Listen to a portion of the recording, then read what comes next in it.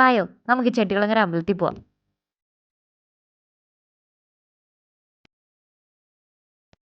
വീട്ടിലുണ്ടായിരുന്ന സമയത്ത് മാസത്തിൽ ഒരിക്കൽ ഏതെങ്കിലും ഒരു വെള്ളിയാഴ്ച ചെട്ടികുളങ്ങര അമ്പലത്തിൽ പോകുന്നത് ഒരു ശീലമായിരുന്നു. മനസ്സറിഞ്ഞ് പ്രാർത്ഥിച്ച വിളിപ്പുറത്ത് വരുന്ന ദേവിയാണെന്ന് പണ്ട് അമ്മൂമ്മ എപ്പോഴും കഥ പറഞ്ഞു തന്നിട്ടുണ്ട്. സ്ഥിരം എല്ലാവരും ചെയ്യുന്നത് പോലെ ആഗ്രഹങ്ങളുടെ ഒരു ലിസ്റ്റ് അമ്പലത്തിൽ പറയുക എന്നുള്ളതിൽ കൂടുതൽ ഈ അമ്പലത്തിൽ വരുമ്പോൾ മാത്രം നമുക്ക് കിട്ടുന്നൊരു പ്രത്യേക സമാധാനമുണ്ട്.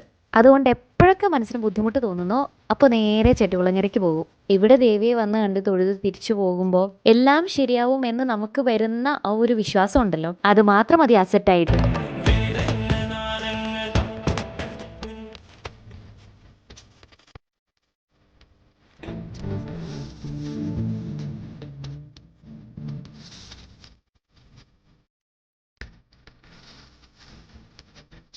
ഓരോരുത്തരും ഓരോ വിശ്വാസത്തിന്റെ പുറത്താണ് അമ്പലത്തിലേക്ക് വരുന്നത്.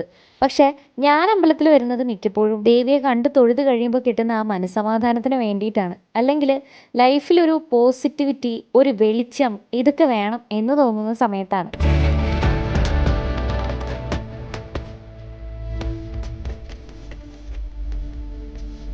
എത്രയോ മനുഷ്യരുടെ പ്രതീക്ഷകളും ആഗ്രഹങ്ങളും ഒക്കെ തളം കെട്ടി നിൽക്കുന്ന ഒരു സ്ഥലം കൂടിയാണല്ലേ ക്ഷേത്രങ്ങൾ. പ്രത്യേകിച്ച് ഞങ്ങൾ ഓണാട്ടുകരക്കാരെ സംബന്ധിച്ചിടത്തോളം ചെട്ടികുളങ്ങരമ്മ വിളിച്ചാൽ വിളിപ്പുറത്തെത്തുന്ന ഞങ്ങളുടെ കൺമുന്നിൽ എപ്പോഴും ഉള്ള കൺകണ്ട ദൈവമാണ്. ഇതിനു മുമ്പ് ആരെങ്കിലും പറഞ്ഞിട്ടുണ്ടോയെന്നറിയില്ല, എന്നാലും ഞാൻ പറയാം. ഭയങ്കര ഡാർക്കായിട്ടിരിക്കുമ്പോൾ ഏതെങ്കിലും ഒരു ആരാധനാലയത്തിൽ പോകണം. പതിയെ ആ പ്രതീക്ഷയുടെ ലൈറ്റ് നമ്മുടെ ഉള്ളിലേക്ക് അരിച്ചിറങ്ങുന്നത് നമുക്ക് ഫീൽ ചെയ്യാൻ പറ്റുന്നേ.